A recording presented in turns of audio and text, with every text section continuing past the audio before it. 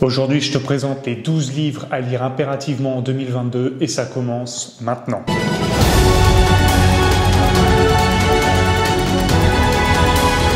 Le premier livre, c'est Ecce Homo de Nietzsche. Ce livre est totalement unique dans toute sa matière. Tu ne verras ça nulle part. Déjà, Ecce Homo, qu'est-ce que ça veut dire? Ça veut dire voici l'homme. C'est la phrase utilisée pour livrer Jésus et qu'on le crucifie. Donc déjà, c'est une provocation de Nietzsche incroyable de dire ça. Et dans ce livre, on a des chapitres du style comment j'écris de si bons livres, comment j'ai une si bonne philosophie, etc., etc. On est dans la vantardise suprême et c'est un peu un carnet de bord journal intime pour Nietzsche. On va au plus profond de son intimité, au plus profond de sa prétention et c'est ça qui est d'autant plus délicieux. Le deuxième livre, c'est les lettres persanes de Montesquieu. Ce qui est exceptionnel, c'est que on se rend compte en lisant ce livre et notamment aussi Spinoza à quel point la censure est utile à leur époque. Parce que typiquement dans les lettres persanes, Montesquieu va remplacer le mot église par mosquée pour critiquer indiciblement l'église. Pourtant, la satire va quand même pas passer et il va avoir de sacrés galéas. Ce que j'ai trouvé bizarre, c'est qu'en lisant ces lettres, quelquefois j'avais l'impression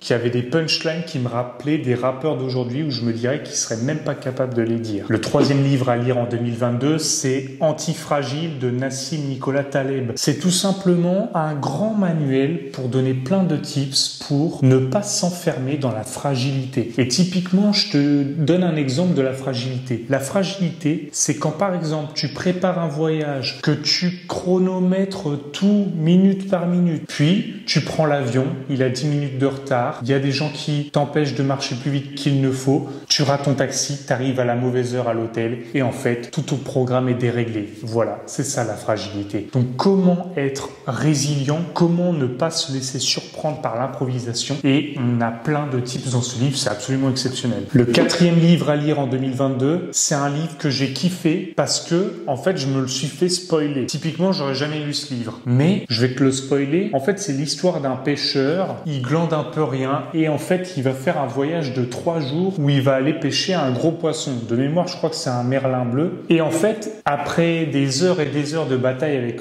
ce poisson, il va le traîner avec sa barque, puisqu'il n'arrive pas à le monter sur le bateau. Et il veut revenir comme ça. Puis d'un coup, des requins l'encerclent, bouffent son poisson et il revient broucouille. Une morale incroyable en fait parce que c'est un roman qui crée une histoire et puis qui revient à rien. Ça nous rappelle un peu l'éternel retour de Nietzsche. Le cinquième livre à lire en 2022, c'est le Gorgia de Platon. Alors, faut savoir que Platon, c'est juste un retranscripteur de Socrate. En vrai, on pourrait dire que ce livre est écrit par Socrate. Et dans ce livre, on va en fait avoir Gorgia qui va vouloir se frotter à Socrate. Et Socrate qui, par la maïeutique, par ses questions, il va réussir à faire à chaque fois accoucher les contradictions de Gorgia. Et typiquement, dans ce livre-là, il y a vraiment beaucoup de prouesses, mais une qui m'avait marqué, c'est l'injustice est bien plus subie par celui qui la commet que par celui qui la subit. Et vraiment, cette prouesse de retourner totalement une psychologie par Socrate, c'est absolument exceptionnel. Donc c'est un livre à lire impérativement. Le sixième livre à lire en 2022, c'est L'agression de Konrad Lorenz. En fait, dans ce livre, Konrad Lorenz, donc qui est un éthologue qui étudie les comportements des animaux et par prolongation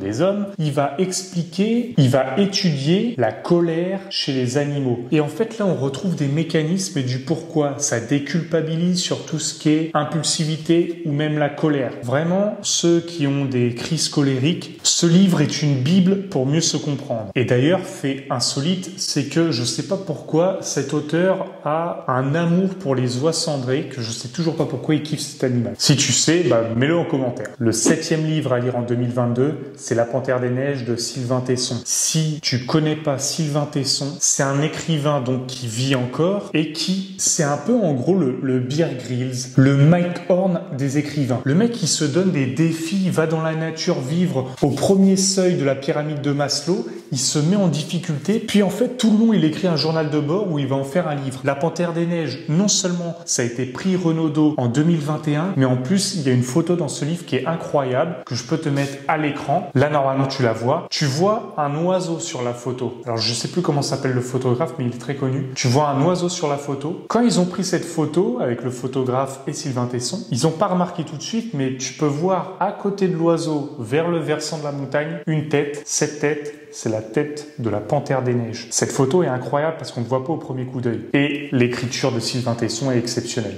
Donc si t'aimes tout ce qui est paysage, récit de voyage, vraiment ce livre est incroyable de bout en bout. Le 8e livre à lire en 2022, et à mon avis ça va t'intéresser grave, c'est celui de Malcolm Gladwell qui en anglais s'appelle Outliers et en français en fait, Tous Winners, il va par des statistiques, par des données, voir quels sont les points communs entre toutes les personnes qui ont eu du succès. Ils sont arrivés au bon moment, avec le bon projet, ils sont arrivés dans les études idéales pour percer à ce moment-là.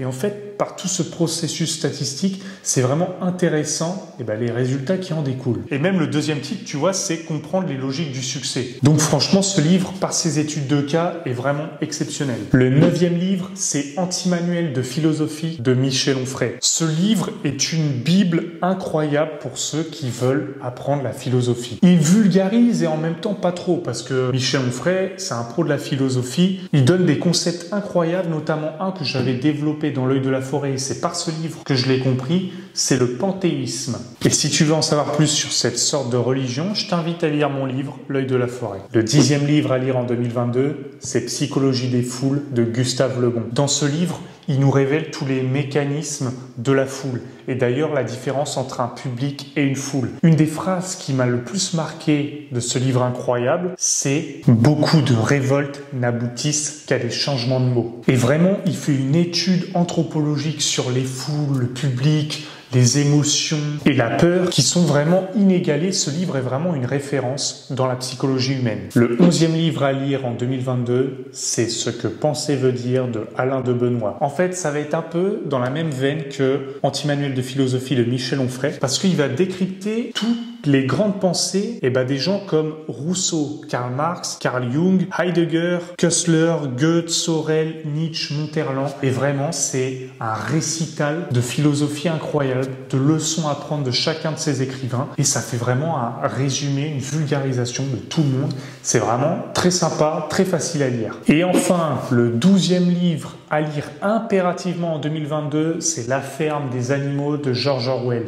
Alors ce livre, j'ai l'impression à la fois qu'il est très connu et en même temps que personne ne le connaît parce qu'à chaque fois, il y a des gens qui viennent me dire « j'ai découvert ce livre, il est incroyable ». Et oui, c'est le cas parce que La ferme des animaux va prouver que les animaux, quand ils se débarrassent des hommes, reprennent des rôles de hiérarchie. Et c'est ça en fait que même j'ai développé aussi dans ce livre-là, c'est que quand il n'y a pas de rôle, les participants se les créent d'eux-mêmes. D'ailleurs, même la vidéo sur Trash avec les expériences des rats le prouve. Dès qu'on réunit par exemple toutes les souris agressives ensemble, il y en a qui deviennent plus agressifs que d'autres et les autres des victimes. Quand on réunit toutes les victimes ensemble, il y en a d'autres qui restent victimes et d'autres qui deviennent agresseurs. En fait, personne n'a vraiment un caractère immuable. On est tous polarisés par notre environnement. Voilà, c'est la fin de cette vidéo. Et comme je t'avais promis, j'ai fait une liste d'e-books de 27 livres de non-fiction qu'il faut lire pour 2022. Je te l'ai mis en commentaire épinglé pour que tu télécharges ton exemplaire. Et sinon, tu peux toi aussi aller lire pendant 1 heure comme j'ai fait dans cette vidéo en lisant 1 heure de La Pléiade de Nietzsche. À tout de suite.